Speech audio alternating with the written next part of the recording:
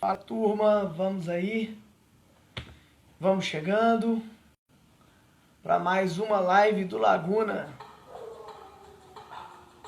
E hoje com o Vitor Cesarini. Na semana passada a gente teve um desencontro e agora nós vamos ter um encontro. Boa noite, pessoal. Hoje a live é com o Vitor Cesarini e nós vamos ao som de Marvin aí.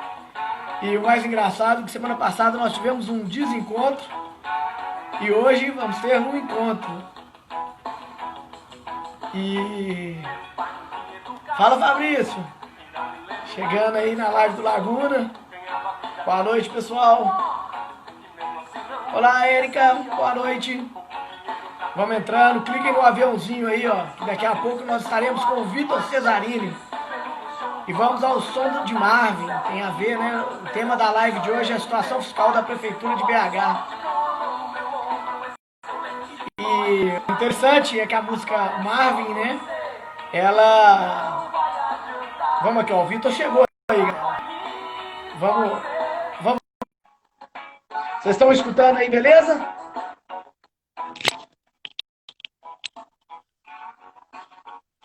Fala, Vitor. E aí, Laguna, tudo bem? Boa noite, joia? Beleza, tranquilo? Beleza, tranquilo. Tá legal aí a conexão para você? Aqui tá 100%. Joia, tá escutando beleza aí? A música que eu coloquei para Beleza. começar a nossa live? Boa, Marvin. Titãs. Marvin, Titãs, isso mesmo. Tem a ver com o tema de hoje, né? Que é o cidadão ali tentando fazer a vida dele, né? E ele passa a desacreditar um pouco no Estado e no final da vida dele ele fala pro filho dele: eu fiz o meu melhor, né? E o seu destino eu sei de cor. E eu acho que nós do Novo estamos para mudar isso. Acho que não existe mais destino de cor, né? Acho que é a hora da mudança, a hora chegou para mudar, para alterar mesmo, né? O futuro depende de nós, né? É a gente que constrói nosso próprio futuro, né? Com base nas Justamente. nossas decisões. Sim, eu vou dar uma pausa na música. Sempre eu começo, sabe, ô Vitor, com uma música para quebrando o gelo, descontrair um pouco, enquanto a turma chega para a live aí do Laguna. E hoje o tema é um tema bastante legal. Nós vamos falar um pouquinho sobre tributos. Acho que ficou um pouco lenta aí a conexão. Melhorou aí, Vitor? Tá escutando? Aqui para mim tá 100%. Tô te vendo e vendo aqui. Ah, não. Não, beleza, então. Bom, eu falo aqui na live, Vitor, que a estrela da noite aí é você, né? Você é o cara, o convidado do Laguna. E é muito legal porque eu tive o prazer de ver uma palestra sua pelo Desperta Já. E nessa palestra você falou como foi a sua campanha, né? O que você aconselhava a gente. E eu tenho assim, até hoje eu lembro praticamente tudo daquele dia e eu tenho tentado aplicar isso para ver se vai dar certo, né? E foi legal que nessas andanças nossas teve um jogo do Galo que eu conheço o Beto. Ele acho que é primo,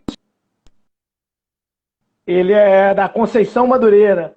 E aí ele falou assim comigo, assim: "Ah, o Vitor, pô, esteve lá em casa, conversou com todo mundo e falou muito bem de você." Falou: "Não, cara, você tá lá com o Vitor, eu tô com ele, eu tô com vocês." Eu falei: "Nossa, que Boa. beleza, que coisa boa." O Mas, ô negócio é Vitor, ir conversando com as pessoas, convencendo, que aí as pessoas vão te apresentando outras pessoas e por aí vai. A Conceição justamente. Madureira, se eu não me engano, ela é prima da minha avó. E aí fui conversando com o pessoal da família, fui conhecendo de primo, de primo, de primo, de primo, até o 7º grau eu conheci. Ó, que legal, cara. E eu tô nessa fase de campanha, mas antes de eu falar um pouquinho de mim, fala um pouco de você. Conta um pedacinho quem é o Vitor Cesarini, o seu trabalho. Inclusive, se você puder falar um pouquinho da campanha sua quando você fez e o que você tem feito aí para o Estado para ajudar aí a construção de uma nova Minas Gerais. Boa. Não, eu formei em economia na UFMG, aí depois eu passei no processo de trainee lá em São Paulo, num banco de investimento chamado Indusval and Partners. Trabalhei lá com análise de crédito. O que é análise de crédito? É basicamente analisar uma empresa para ver se você pode emprestar dinheiro ou não.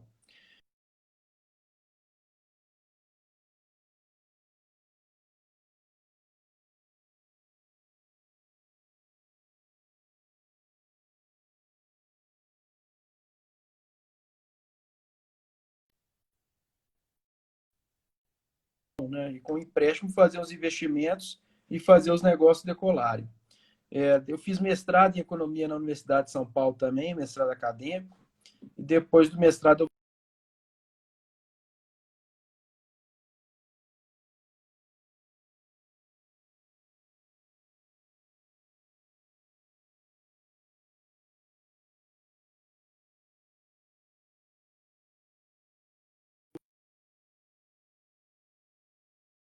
então acabou que eu não conhecia muito o pessoal do Novo aqui de Belo Horizonte. Você está me escutando bem aí, Lago? Deu uma travada, se tiver só como você repetir de novo para nós. Beleza, até qual parte você viu? Eu só vi que você começou a falar um pedacinho do Novo aqui de Belo Horizonte, eu não entendi. Travou, mas agora voltou ao Pois é. normal. Então eu me filiei ao Novo muito cedo, logo no início, final de 2015, início de 2016, mas lá na época lá em São Paulo, né? Então me filiei no Novo lá em São Paulo, conheci algumas pessoas do Novo de São Paulo, mas só depois que eu fui conhecer o Partido Novo, mais as pessoas aqui em BH. Eu assim, eu fiquei encantado com o trabalho dos vereadores do Partido Novo. Acompanhei de perto o trabalho de todos, principalmente do Matheus Simões. Isso em 2016, 2017, na verdade, né? E eu falei, gente, esse negócio vai dar certo, porque o pessoal não aguenta mais essa política ruim que vem sendo feita, né? Na época. E eu falei, sabe de uma coisa, eu vou me candidatar. Me candidatar não, vou participar do processo seletivo só para ver como é que é, aprender e ajudar o Partido Novo, porque a gente precisa de mudança. E foi ao longo do processo seletivo que eu fui... tinha aquela etapa, né, que tinha que fazer eventos, etc e tal, o que eu acho que deve estar um saco para vocês, né, no meio dessa pandemia, fazer campanha com essas restrições todas deve estar, bom, tá ruim, mas tá ruim para todo mundo, né? Então, Justamente, tá ruim, mas tá ruim para todo mundo. exatamente. Então aí eu comecei a ir na casa das pessoas, apresentar e tal, o pessoal gostou demais, e aí um me apresentava para o outro, que apresentava para o outro, e o negócio foi crescendo. Eu eu não fui eleito, mas tive 30 mil votos, uma campanha sem dinheiro público, só com base em palestras objetivas, com propostas coerentes, né? Mostrando a situação fiscal da União, a quantidade de imposto que a gente paga, etc. Não prometi nenhum favor. Inclusive, teve algumas cidades do interior que o pessoal marcou para mim conversa em hospital e tal, esperando que eu fosse chegar e falar, não, se eu for eleito, eu vou ajudar o hospital. Não vou, assim, eu não estou sendo eleito para distribuir verba pública. Se eu fosse eleito, eu ia ser eleito para reduzir imposto, entendeu? E deixar o dinheiro no bolso do cidadão, e o cidadão que utiliza o dinheiro que ele ganhou com o próprio esforço da forma mais útil que ele quiser, e não ficar dando dinheiro para o Estado decide as coisas para o indivíduo, né? Isso eu sou totalmente contrário. E aí eu fui chamado, não fui eleito, fiquei segundo suplente para federal, fui chamado para a equipe de transição do governador Romeu Zema, fiquei responsável pela análise da situação financeira do governo. Eu, como trabalhei muito analisando empresas, né, eu sempre trabalhei analisando financeiramente empresas. Dessa vez fui analisar financeiramente um Estado. A situação fiscal era bizarra. Imagino. Eu comparo o Estado de Minas Gerais. O Estado de Minas Gerais é como se fosse uma família que ganha 5 mil reais por mês, gasta 6 mil reais por mês, tá? Possui de conta em atraso, ou seja, aluguel, IPTU, água, luz, 40 mil, e ainda deve 110 mil para os bancos, que é uma dívida que ainda vai vencer. Essa é a situação financeira do Estado. Só que você tem que Nossa, multiplicar por 1 complicado. milhão, né? Porque então é 5 bilhões por mês que recebe, gasta 6 bi, 40 bi de conta em atraso. Conta em atraso, não é. O pessoal confunde muito isso, né? Não é dívida que é 40 bi. 40 bi é de conta em atraso. É a dívida, chama-se dívida flutuante. O que é a dívida flutuante? Eu tinha que pagar um fornecedor na data X, não paguei. Eu tinha que pagar o salário na data X, não paguei. Então, isso se Ou acumula. seja, vai se acumulando e começa a perder crédito o Estado, né? Porque Isso. ele começa a não conseguir arcar com os compromissos dele e ninguém mais quer vender para ele. É 40 bi de conta em atraso. Inclui fornecedor em atraso, salário em atraso, dívida financeira em atraso, os repasses aos municípios que ainda estão sendo pagos em atraso. Isso, 40 bi. Fora a dívida com a União e com os bancos que vai vencer nos próximos anos. Entendeu? Que aí é mais ou menos 110 bi. Então, essa é a situação financeira do Estado. Uma família que ganha 5 mil por mês, gasta 6 mil por mês, possui de conta em atraso 40 mil e ainda deve para os bancos, que é uma dívida que vai vencer ao longo dos próximos anos, não venceu ainda, mais ou menos 110 mil. Essa que é a situação, é catastrófica. É complicado. Ô, Vitor, a gente pegar um pedacinho da sua fala, porque o pessoal vai chegando, e eu sempre me apresento também, né? Bom, eu sou Laguna, estou vindo para vereador com o número 30333, pelo Partido Novo. E uma coisa que, ô, Vitor, me chamou a atenção no Novo também, foi logo em 2012 para 13, quando eu conheci via internet, e eu li o estatuto, que não era nem estatuto, eram mais ideias, né, do que a gente prega. Eu comecei e falei, poxa, esse pessoal aí me representa. Esse pessoal aí, eu acho que nós vamos longe com esse pensamento. E aí, justamente, o que aconteceu? Quando a gente elegeu o Matheus, eu apoiei muito o Bernardo Ramos. Mas ele ficou de primeiro suplente ali. A gente elege o Matheus e eu comecei a acompanhar frequentemente a Câmara dos Vereadores. Até o Matheus aqui, meu vizinho, falou assim, a gente tem que renovar a Câmara, temos mesmo. E eu vi o trabalho do Matheus Simões e falei, nó, fantástico esse trabalho realmente me representa. E aí veio aguçando aquela vontade de ser político também, né? Enfim, da gente poder ajudar, contribuir mais. E quando veio o Zema, até em casa, conversando com meu pai e tal, meu pai falava, vai, sai para deputado e tal, mas eu achava que não era o momento, não era a hora. Eu falei, não, eu tô mais para ajudar aqui o Novo, entender o pessoal, do que eu vim para deputado. Não pensava. Aí ajudei a campanha da Laura Serrano, ajudei o Arley Mol e fiquei mais por dentro das pautas nossas, né? E aí eu fui entendendo todo esse dinamismo do Novo. E quando o Romeu Zema assume, claro, fizemos campanha também pro Zema, quando ele assume essa transformação que ele está propondo no Estado, é fantástica, porque agora a gente tem a chance de levar para a prefeitura, né? O que é muito importante, a gente tentar levar para a prefeitura esse trabalho. E aí eu falei, pô, vou de vereador, né? O Laguna vai.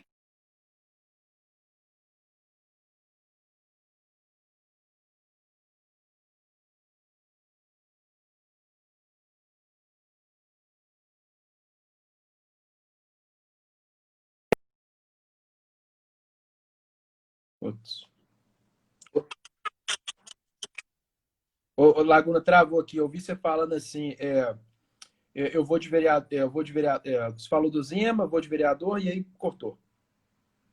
Não, eu voltei agora é porque eu desliguei o Wi-Fi, eu tô só pelo telefone, o Wi-Fi tá um pouco lento. Acho que agora vai ficar melhor. Beleza? Vamos Não, indo. Aí beleza. eu falei assim, eu vou para vereador e foi esse encantamento. Aí eu comecei a acompanhar, por exemplo, eu não te conhecia, né? Aí passei a conhecer, a ver todo o trabalho. O Fabrício, que está aqui até na live comigo, ele sempre falou, olha, acompanha o Vitor Cesarino, eu já acompanho ele, e o cara é fera. E aí foi legal, porque a gente foi vendo todo esse trabalho desse time do Novo. Né? O Novo, eu falo muito com o pessoal que a gente não é concorrente, a gente é um time ali, que estamos bem focados em ideias e estamos tendo treinamento, a gente está conhecendo gente nova, cada vez mais se capacitando para fazer um bom trabalho. Né? E estamos indo. E agora a gente vamos entrar um pouquinho na pauta de hoje, moçada, sobre a situação fiscal de Belo Horizonte. E, ô Vitor, a primeira coisa que eu queria falar, que eu vi estudando esse bate-papo com você, foi o seguinte. Pô, Belo Horizonte ele teve um aumento de arrecadação nos anos aí 2018, 19, e aí veio o Covid, e o Covid nos tira 1 bilhão de arrecadação. Só que quando ele nos tira 1 bilhão de arrecadação, ele também está tirando ali da saúde, da segurança, né, e da educação. E como você vê esse cenário em Belo Horizonte para a gente recuperar essa situação fiscal, recuperar esse tributo que nós deixamos de lado, né, até mesmo porque o Calil deixou a cidade parada 200 dias, e isso vai ter um reflexo forte lá na frente. Eu vejo esse reflexo já nas ruas, pela quantidade de gente que passa.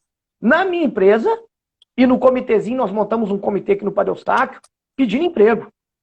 E várias pessoas chegam no ano novo, lá agora no comitê, cara, arruma um emprego, pelo amor de Deus, eu ploto o carro aqui, você me paga e tal. E a gente fala, não, nós não usamos dinheiro público, a gente vem aqui com um trabalho muito voluntário, nosso recurso é pequeno, esse caso a gente tem que ser criativo. E aí eu tenho que te perguntar isso.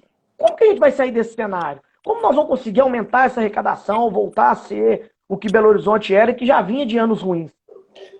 Bom, excelente pergunta, Laguna. E também eu não falei, se me desculpa, eu agradecer o seu convite, tá? Muito obrigado por ter me convidado. É um prazer estar com você, ajudando você, que é uma pessoa totalmente preparada para assumir aí a Câmara dos Vereadores. E muito obrigado mesmo. Mas aí, falando aqui, vamos lá. Primeiro, para ressaltar, né? A Prefeitura de Belo Horizonte, como também qualquer outra prefeitura no Brasil, ela recebe alguns tributos. Quais são? O ISS, que é Imposto sobre Serviços, o IPTU, tá?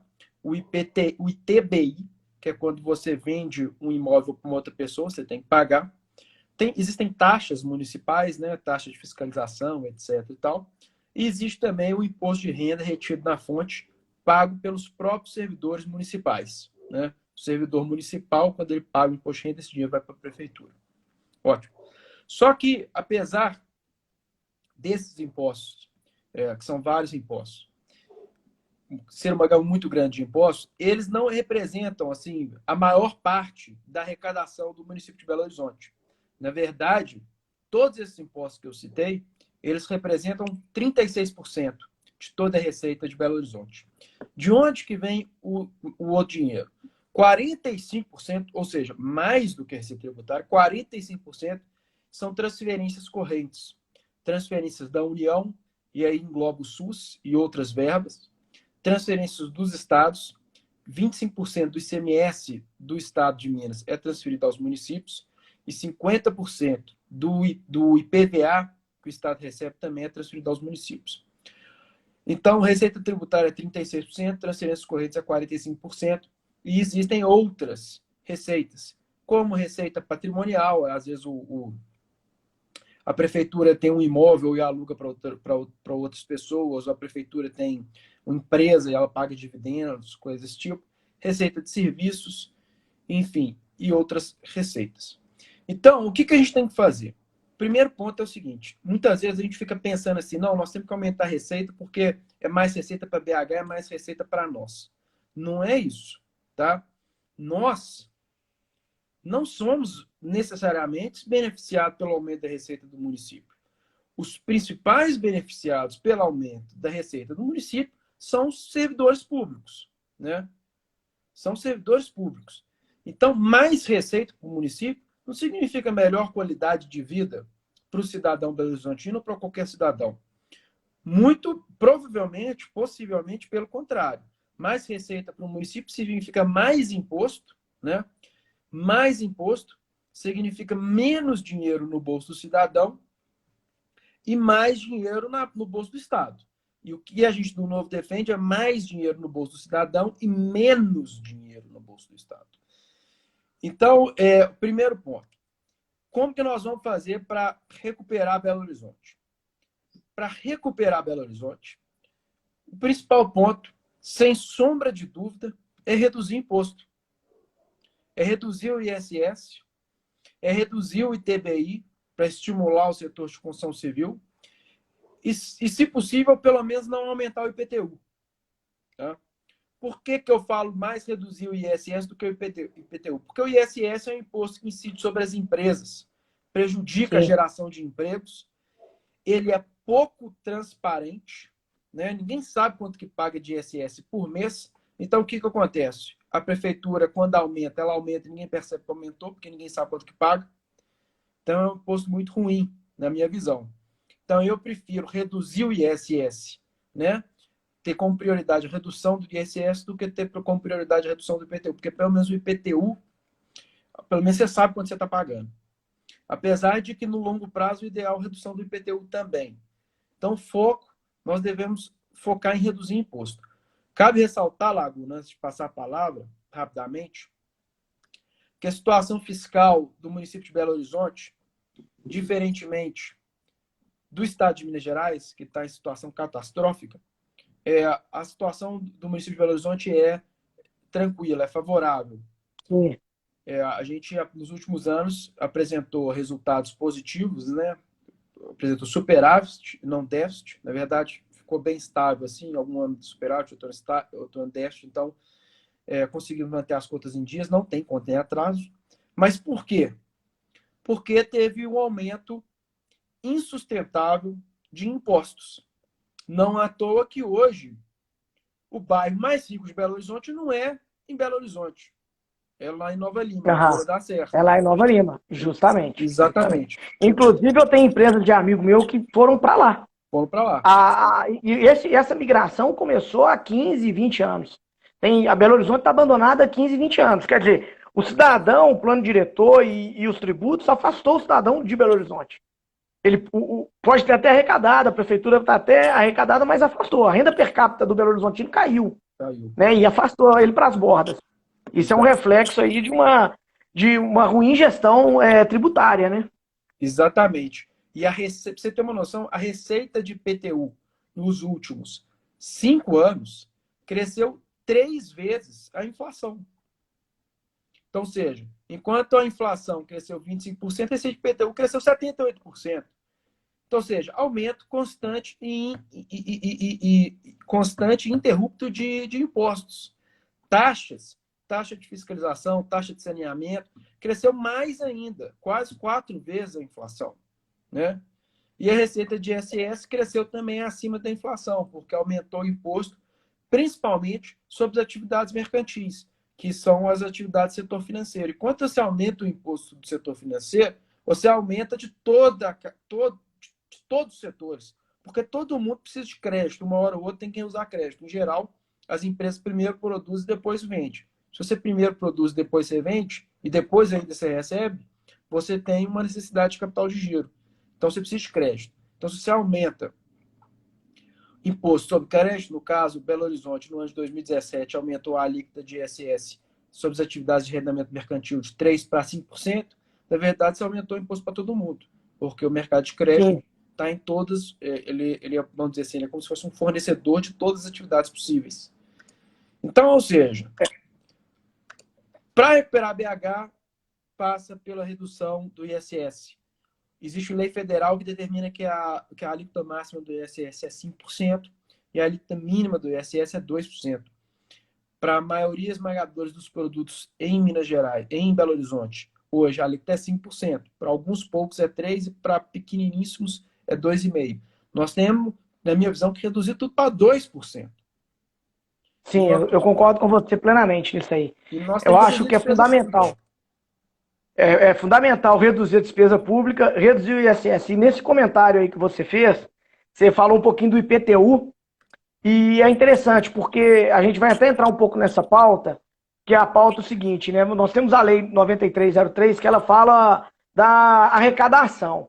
Mas antes de eu citar ela, eu vou entrar numa situação que nunca entrou na minha cabeça, que é a situação vez da renda de tributos ela ficar retida no município e depois ela ser repassada para o Estado, que depois, por fim, repassa a União, no Brasil, o poder é centralizado na União que desce. Isso dá uma marginalidade ao prefeito, que tem que bater na porta do governador, que o governador na porta do governo federal, e as coisas que acontecem na cidade não andam. Né? Ou seja, o dinheiro precisa estar aqui para o cara mostrar que ele é um bom gestor e não um carimbador de nota. Né? Porque se o que ele recebe está travado, como é que ele vai fazer gestão daquele dinheiro? Eu nunca entendi essa situação no Brasil. E aí, caminhando para o segundo passo aqui, que ela fala um pouquinho dessa lei, essa lei ela fala o seguinte, ó, a promoção da modernização da arrecadação dos tributos municipais por meio do combate sistemático à evasão fiscal e a sonegação dos tributos pelo aumento da eficiência dos sistemas de administração tributária. O que eu quero chegar? A gente falou do IPTU. Esse ano veio uma ferramenta da prefeitura que você colocava as medidas do IPTU. Eu até achei assim fantástico. Né, porque você ali já pode colocar a sua área e se todo lote legalizado está com a área correta, beleza, a prefeitura tarifa direta. E o contraponto disso é você estar tentando ali fazer um ajuste e o prefeito, através de um parágrafo desse, criando um sistema para te tributar mais e deixar ali mais o cidadão sufocado. Né? Então, o que eu veja o seguinte, pô, beleza, criamos uma ferramenta que eu aqui estou falando a minha arrecadação, como é que é, eu estou facilitando a prefeitura, mas de compensação do outro lado eu não tenho contrapartida. É igual você diz, você tem um aumento de IPTU ali que não condiz com a inflação. E eu acabo pegando esse cidadão e deixando a cidade cara para se viver, cara para morar. E o cara vai embora, o cara vai morar em Lagoa Santa, o cara vai morar em Nova Lima, e a gente deixa de ter dinheiro embora, né? dentro da cidade. Nova Lima. O primeiro a ir embora é eles, é questão de conta. Né? E quem fica aqui é o cara que momentaneamente trabalha na cidade e fica sufocado. E aí, quando você pega ainda um código de posturas que trava mais o comércio, burocratiza o comércio. Né? Nós temos leis no código de postura aqui que o bar ele tem um tipo de toldo e o toldo para cabeleireiro é outro. Então é incompreensível. Toldo é toldo. Então a gente deixa burocrático quem empreende na cidade e com isso o cara vai embora, ele já está indo embora por causa de tributo, por causa de IPTU, e daqui a pouco você está perdendo os comerciantes. Então, realmente, eu vejo assim, a situação muito complicada nesse quesito. A gente está mantendo as contas em dia, porque nós conseguimos arrecadar e nós estamos falando de Belo Horizonte. Mas o quanto nós deixamos de ganhar, o quanto nós deixamos de girar o dinheiro dentro da cidade e de Belo Horizonte ser aquela Belo Horizonte dos anos 80, dos anos 70, que era uma cidade modelo. Hoje, Belo Horizonte, nossa cidade modelo, parou no tempo. Nós estamos arcaico no tempo. E aí vem uma pergunta para nós aqui do Lucas. O Lucas está perguntando, e achei interessante a pergunta dele. Ele colocou assim, e aí depois a gente continua nos temas. O que vocês pensam de compensação tributária no âmbito municipal em relação a empresas que atuam com responsabilidade social e ambiental? Posso responder? Pode, fica com você. Você é o cara, você é a estrela da noite. Lucas, o que eu acho é o seguinte, eu acho que o imposto tem que ser menor, o menor possível, né? Independentemente da empresa, entendeu? Porque o que aconteceu muito no Brasil é o seguinte, todo mundo quer um benefíciozinho utilizando uma justificativazinha para conseguir algum benefício tributário, né? Não, eu falo assim, não, eu invisto, eu cultivo umas árvores aqui no meu jardim, então eu devo pagar menos imposto, né? Ou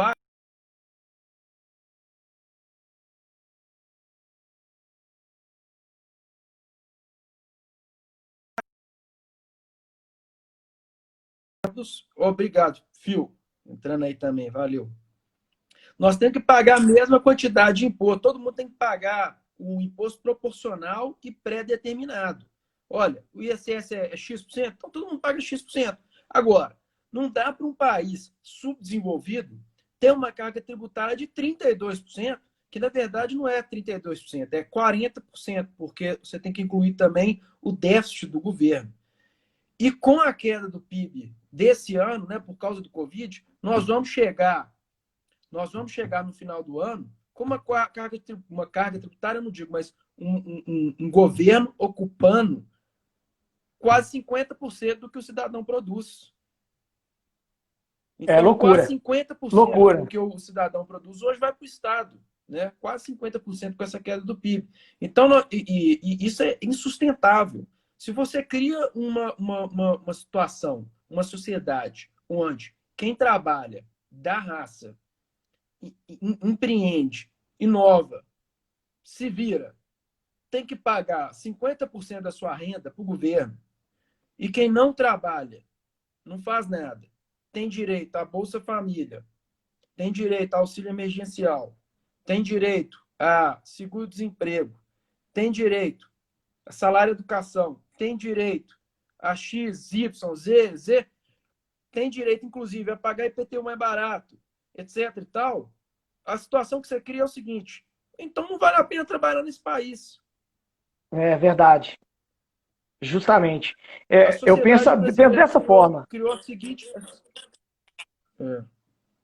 O que eu ia falar é o seguinte, é que o Brasil, hoje, ele é o país do não trabalho.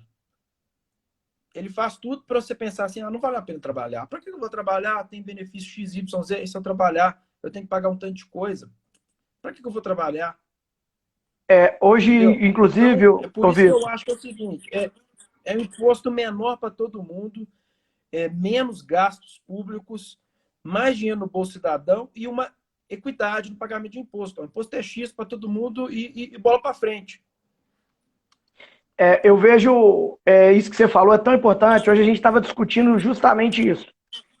Quantas pessoas, quantas cabeças pensantes, quantos talentos foram para a iniciativa pública por garantia e sossego e não investiram no empreendedorismo e não viraram grandes empreendedores.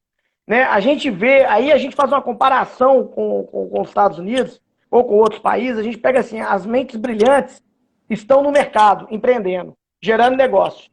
Né? E o cara mais ou menos ali administrando o Estado. Aqui no Brasil a gente tem os brilhantes indo para a iniciativa pública, porque lá você tem uma certa segurança, né, um certo conforto ali do ganho público, ao invés de estar empreendendo. Isso bate muito com a sua explanação agora. Esse tributo, esses subsídios, eles têm que acabarem. Eu acho que eles têm que acabar. Você tem que ter uma alíquota menor para que todo mundo possa pagar e que esse dinheiro possa estar circulando. E não ir dando subsídio. Eu penso, sou extremamente contra isso. Exatamente. Laguna, deixa eu te falar uma coisa. Hoje, né, como eu disse, 34% de carga tributária, mais déficit do governo, que vai atingir os 10% aí, então vamos para 42%, mais queda do PIB, então nós vamos chegar a 45%, 46% de governo na nossa vida. Né? 45% do esforço do nosso trabalho é confiscado pelo governo brasileiro. 45% das nossas vidas, né? Porque o trabalho, assim, quem trabalha 8, 9, 10 horas por dia. Você mais trabalha do que você dorme. Então, Sim. assim, o trabalho é uma parte da sua vida. Se um Estado confisca 45% do que você conseguiu trabalhando, ele confisca parte da sua vida. É um tipo de servidão involuntária, né? 45%. Os Estados Unidos, a época de maior crescimento dos Estados Unidos foi na segunda metade do século XIX. Na época, os gastos do governo não ultrapassavam, sabe quanto por cento do PIB? Hoje, no Brasil, 45%. Sabe quanto que nos Estados Unidos, na época, chegava? Chuta o valor. Uns 8%, 10%, não tenho a mínima ideia. Não ultrapassava 12% do PIB. E os gastos do governo federal não ultrapassava 3%. Ou seja, 9% era municipal, parte estadual, parte municipal, mas principalmente municipal. Então, ou seja, o dinheiro estava ali com a população. Se o cara tinha certeza que se ele trabalhava, ganhava dinheiro, etc., esse dinheiro ia ser confiscado por um cara que está lá na puta que pariu, lá em Brasília. Justamente. Entendeu? Justamente. Isso aí é muito importante porque você repara o seguinte, a gente pagando 45%, né, de imposto, você trabalha meio ano para o governo, e você paga dobrado, porque tudo que o governo alega que ele faz, ele não consegue fazer, ou fazer bem. E aí você tem que pagar de novo, você tem que pagar a escola do seu filho, você tem que pagar o seu plano de saúde, e aí vai. E um dos motivos que eu entrei na live com a música Marvin, porque quando você lê a letra da música Marvin inteira, ela é isso. O cara o tempo inteiro tenta trabalhar para dar dignidade para a família dele, ele é confiscado o tempo inteiro. E aí, no fim da vida, ele falou: não aguento mais, eu já sei o que você vai passar aí, você vai ser confiscado também. E eu falo que é um confisco, né, para manter essa máquina gigantesca. Fiz fazer agora pós-graduação de Direito Público, e você vê ali pessoas que trabalham para o governo, enfim, que defendem ainda esse modelo de Estado inchado, esse modelo de Estado gordo, achando que é a solução. Eu tenho 39 anos, eu vejo que o Estado nunca conseguiu prover nada. E toda vez que ele sai de uma situação, a gente anda. Toda vez que a prefeitura deixa acontecer, a coisa acontece mesmo, de fato. E toda vez que ela inibe, igual pequenas coisas, como tirar os camelô e ir para um shopping, e aí você lá no shopping começa a ter todo um sistema burocrático que o cara acaba vendendo a loja dele e volta para a rua de novo. Ou seja, toda vez que o Estado tenta dar um passo, parece que ele dá um passo errado ou para alguns. E isso é complicado demais. Voltando à nossa temática aqui, ô Vitor, eu falei um pouquinho desses sistemas de arrecadação. Como que você vê essas tecnologias chegando para cobrar um imposto numa rapidez melhor? E nessa pergunta, uma outra coisa que eu falo aqui dentro é sobre o fim dos cartórios e dessa quantidade de alíquota ou taxas que a gente paga para o cartório, isso ser digital. Como é que você vê isso chegando dentro da cidade nesse momento, e principalmente agora com o Covid, que nós passamos a ser bem digital, né? Laguna, eu acho que toda tecnologia tem que ser bem-vinda. Né? Se a tecnologia permite maior eficiência, redução de custos, maior simplicidade para o contribuinte e mais facilidade para o contribuinte não, né, para o pagador de imposto, porque essa palavra contribuinte é muito ruim, tudo isso tem que ser levado em consideração, aprimorado e colocado. E assim, é bom, assim, é aquela coisa, né? Tem muita tecnologia que permite ao cara não sonegar de jeito nenhum. Eu acho isso bom, porque aí você cria um ambiente justo. É, tipo assim, você abre um empreendimento, beleza, você vai pagar imposto igual todo mundo. Você não pode burlar o sistema e tentar pagar menos imposto e criar um ambiente de competição desigual, né? Sim. Ótimo. Só que o imposto tem que ser baixo, né?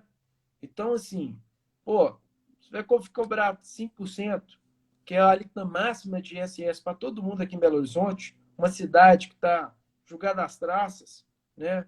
Parada no tempo há 30 anos, não cresce.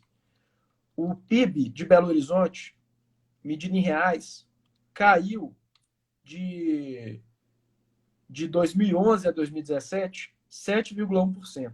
O PIB de Sim. Uberlândia cresceu 21%. Não sei se você conhece É Triângulo loucura. Mineiro, mas Triângulo Mineiro Conheço hoje é demais, muito velho. mais rico que BH. Por quê? Por causa Conheço dos altos demais. Eu conheço as impostos. cidades todas. É, pô. Então, assim, tecnologia, toda tecnologia tem de ser bem-vinda. A tributação tem que ser isonômica e transparente. Isonômica, o que é isso? Isonômica é igual para todo mundo, Sim. mas tem que ser baixa, entendeu? E aqui em Belo Horizonte, o que a gente pode fazer é reduzir o ISS, reduzir o ITBI e, assim possível, também reduzir o IPTU. Com relação aos cartórios, se eu não me engano, os cartórios, eles, de certa forma, eles são meio que um coringa, assim, meio que ligado ao judiciário, né? Aham. Estadual. Então, no âmbito municipal, não tem muita coisa que a gente pode fazer. Mas, na minha visão, eu acho que tem que acabar com os cartórios.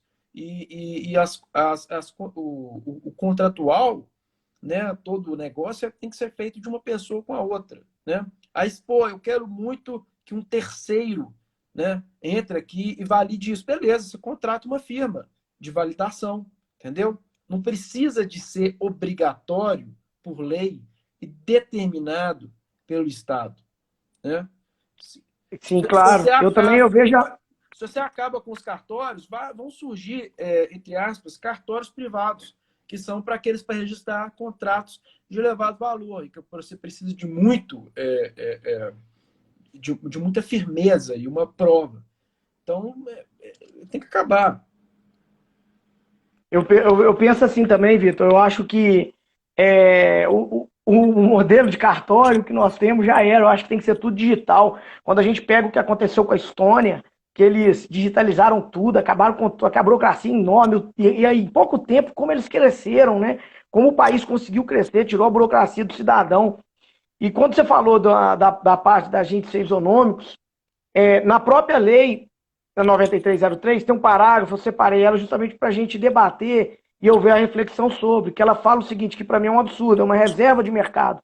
Ela fala assim, subsidiar e propor critérios para a contratação e implantação de sistemas e programas de informática relativos às atividades de cadastro tributário, lançamento, arrecadação, cobrança e controle de tributação de tributos e contribuições. Essa palavra subsidiar, eu estou garantindo uma reserva de mercado, então quer dizer que se eu tenho uma empresa de informática, que eu vou fazer um software para o governo, eu vou ser Não vai. subsidiado.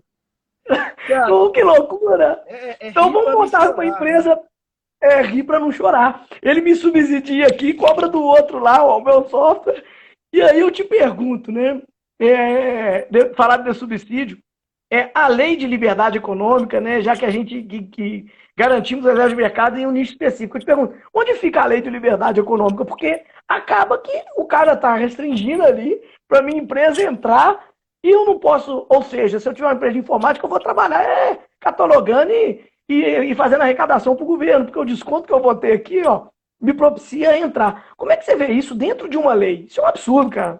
Laguna, isso aí, na prática, é a mesma coisa do prefeito não pagar imposto. Desculpa, a mesma coisa é Né? não pagar o IPTU. Né? IPTU. A gente tem aí o prefeito Calil que não paga IPTU. Isso aí é a mesma coisa.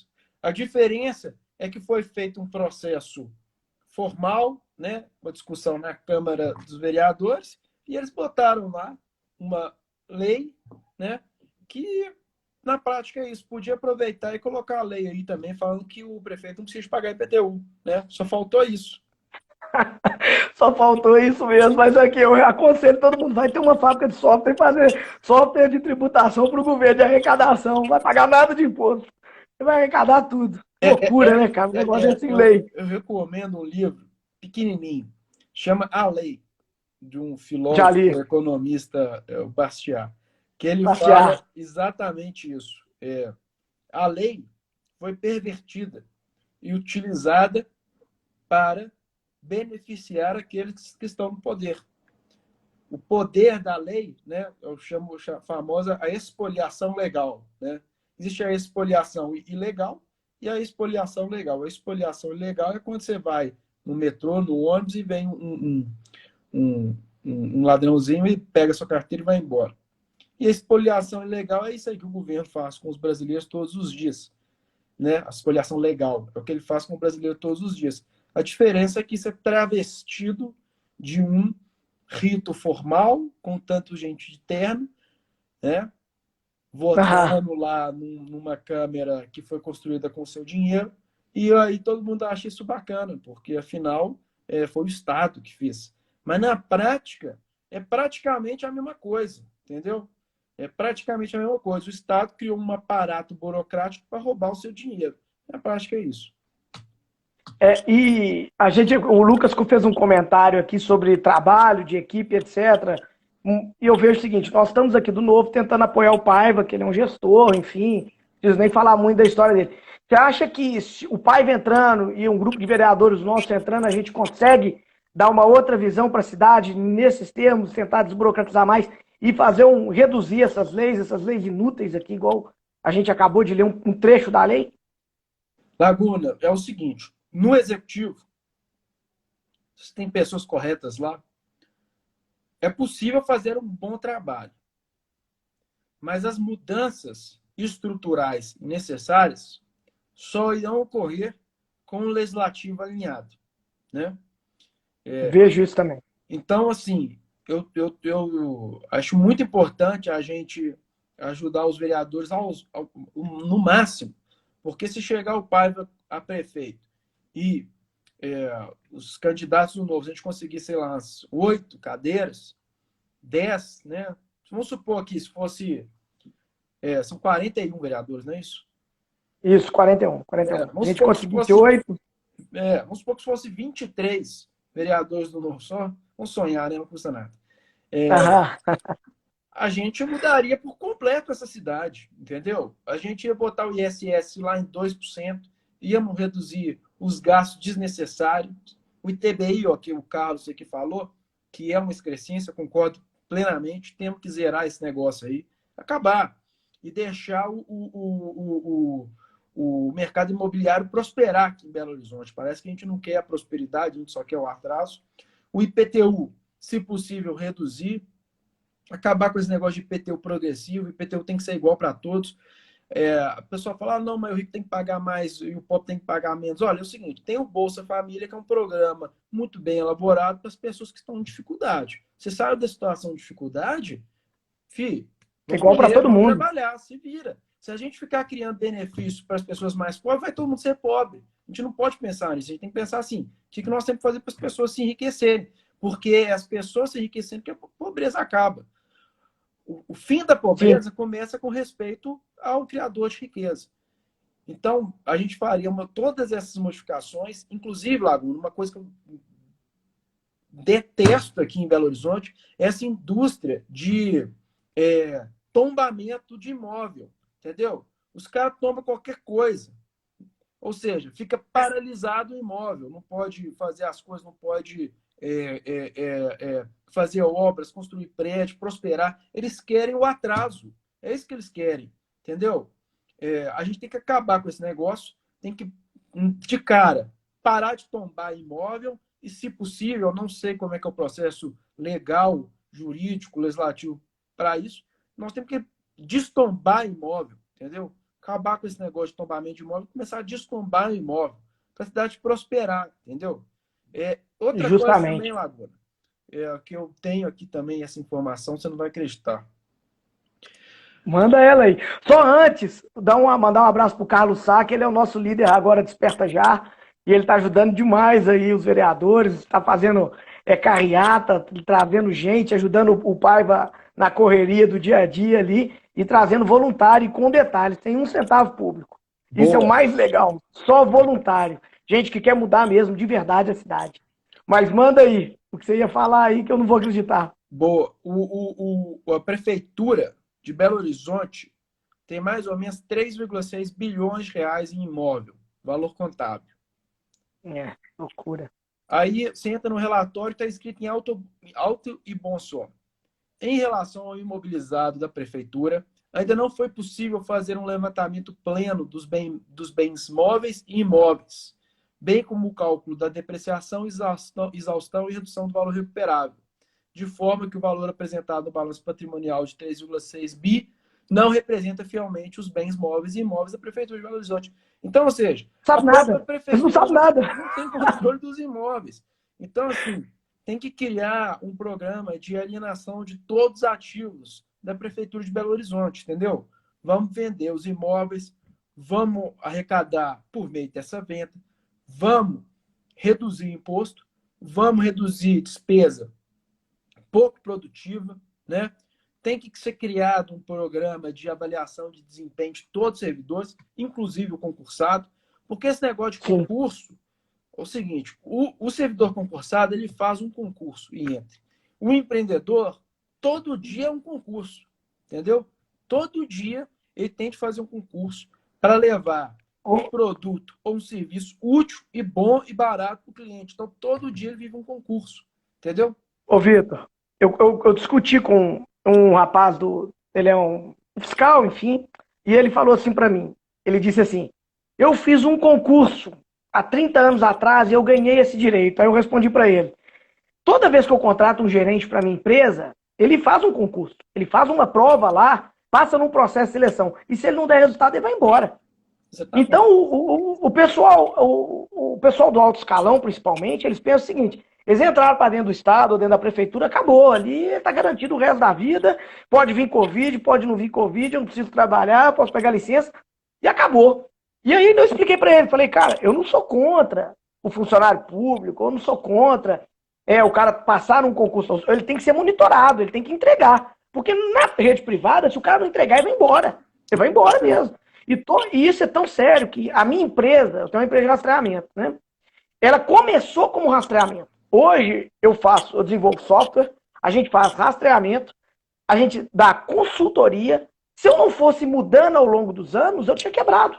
É um concurso todo dia.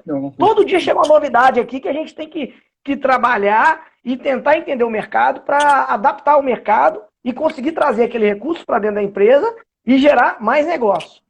Exatamente. Não, até o Coelho colocou aqui qual o problema da raiva contra os servidores. Nós não temos raiva nenhuma. Pelo contrário, o Estado tem que ser eficiente. Eu acho que tem que ter, eu vejo o Estado assim como um condomínio pequeno e bem administrado. A gente tem que ter eficiência. A raiva que provavelmente você possa achar que nós temos, que nós estamos numa discussão aqui, que é o cara que entra e, igual amigos meus que são fera, poderiam estar na área empreendedora, mentes brilhantes, que entram ali para ficar acomodado, achando que fizeram uma única prova e eternamente vão estar, por causa dessa prova de 30 anos atrás, que eternamente ali eles podem ficar tranquilos que foi um direito ganho.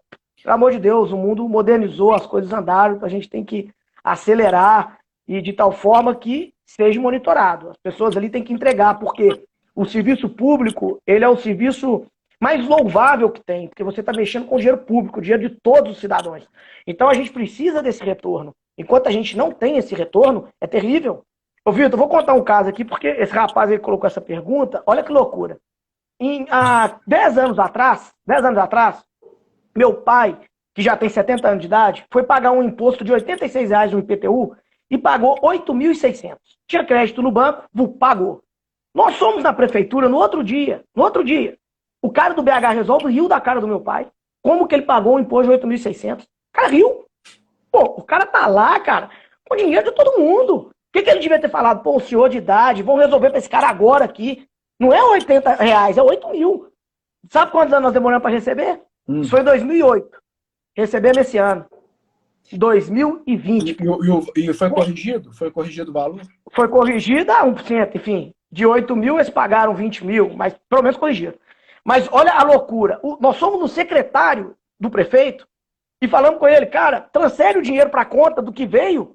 E aí ele virou pro meu pai, que é filho único, não tem letra, ele falou assim, não, tem que provar que você era filho único. Aí começou a implicar tanta burocracia no negócio que nós tivemos que entrar na justiça. Aí vamos lá, quem perdeu com isso? O Estado, porque teve que arrumar um advogado. Eu, porque tive que arrumar um advogado. O tempo que nós gastamos. E quando a prefeitura deu a causa, quando o judiciário deu a causa ganha para nós, a prefeitura também pagou não. Demorou mais 4 meses para pagar. Então, a loucura, quer dizer, tipo assim, como viu que era um erro, por que não resolveu de imediato? E nós somos no banco antes, o gerente do banco falou que não podia porque era imposto. Quer dizer, um erro, coisa simples, cara. Coisa que não precisava nem gerar processo. Então, essas coisas que o ambiente público, a gente fala dessa parte pública, nós não temos raiva, a gente quer, eu sou brasileiro, eu quero que o meu estado funcione, eu quero que a minha cidade funcione, eu quero que entregue para o cidadão. Então, não é raiva, de forma alguma, é a gente pensar nessa modernização que está chegando, nessas coisas novas, né, que estão chegando, Vitor. Então, isso aí foi mais um desabafo. Ô, Vitor, só para a gente continuar, que nós estamos chegando no final da live e tem perguntas interessantes. Eu queria te fazer uma sobre o seguinte: análise da curva de Laffer. Como você está lá dentro, você deve... como é que vocês fazem essa análise para saber que nós, contribuintes, damos conta de pagar e manter a cidade funcionando? Visto que Belo Horizonte, 38% é folha de pagamento. Como é que vocês chegam nessa conta, tipo, pô, se passar de tanto X, você tava igual 45% nós estamos pagando, se subir mais 2% ali, não vai ter mais arrecadação, porque vai tudo sonegar ou vai ficar na informalidade mesmo. Como é que vocês trabalham isso para tentar dar mais eficiência no Estado? Excelente pergunta, Laguna. Eu hoje estou na desestatização, né? E não tenho acesso à receita propriamente dito. Então, confesso que não vou saber te responder a pergunta propriamente. Mas, o que eu posso informar é o seguinte. A curva de Laffer, ela, às vezes a gente tem a impressão, tipo assim, existe uma curva de Laffer.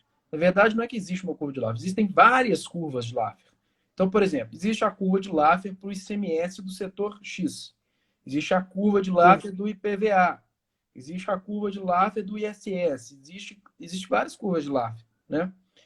Então, estimar isso é complicado. E outra coisa também, que também não leva em consideração, é o seguinte.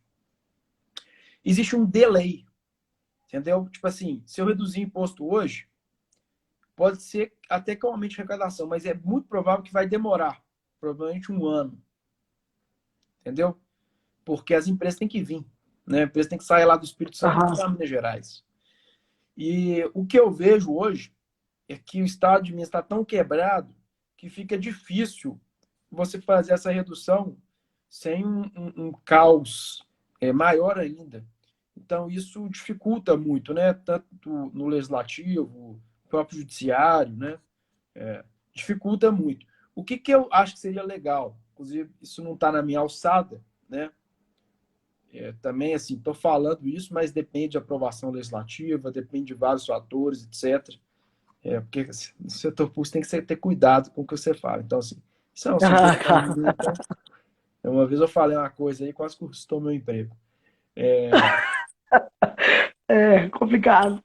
Mas o que me parece plausível, né, é que se eventualmente a gente conseguir desestatizar uma empresa como a Codemig, que tem um valor muito significativo, ou a própria CEMIG, também provavelmente a Copasa, que no último leilão de saneamento, depois do novo marco, o valor foi incrivelmente maior do que era esperado. Então, se a gente conseguir privatizar essas empresas, nós vamos ter uma folga de caixa possivelmente relevante.